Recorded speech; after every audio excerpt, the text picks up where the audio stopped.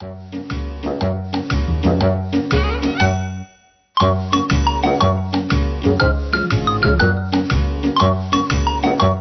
visa application form before me asked for many things, including my name, the name of my wife, my age, profession, passport number, why I was traveling to that country, and so on. I routinely filled in the required information without much thought that I was going to be jolted into a certain kind of reality. It happened to me when I got to the last set of questions.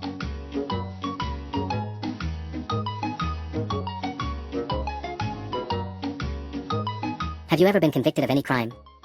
Have you ever been imprisoned? I read through the questions a couple of times before I attempted to check yes or no in the spaces provided. As I tried to do so, something held me back. Every visa application form I've completed over the years has had a similar set of questions at the close of it. But never have I paused to think about them. Always simply ticked all the no columns in answer to the questions and then appended my signature as required. But this time I paused and began to ponder over the questions. Suddenly I was no longer sitting behind my desk with a visa application form spread before me.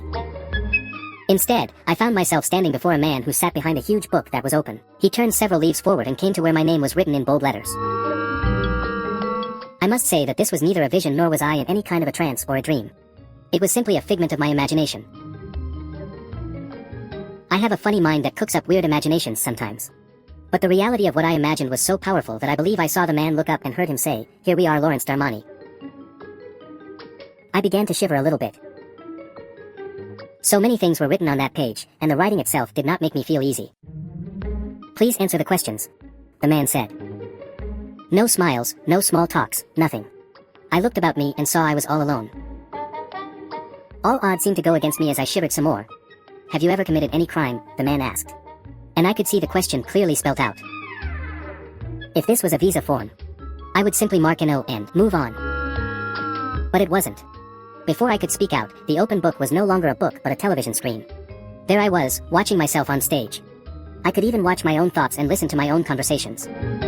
Impure thoughts, words of discouragement, unkind statements, ill-conceived strategies, damaging criticisms, improper behavior, and worldly love all lived out and displayed before me.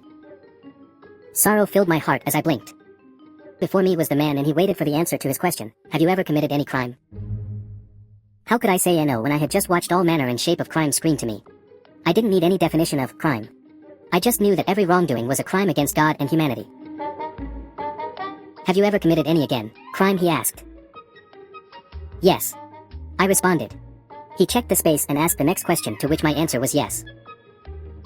At a point I began to wonder why only my sins were being recalled for remembrance. Didn't I ever do anything good?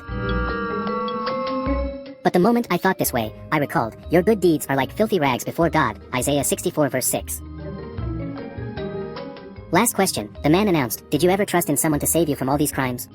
For the first time, I saw the man smile, and his smile injected a certain hope in me. But when I blinked and stared again, I had only my visa application form before me as I chewed on my pen. The smile was my own. Real tears stood in my eyes. "Did you ever trust in someone to save you from all these crimes?" The question was not on the visa form. It was a figment of my own imagination.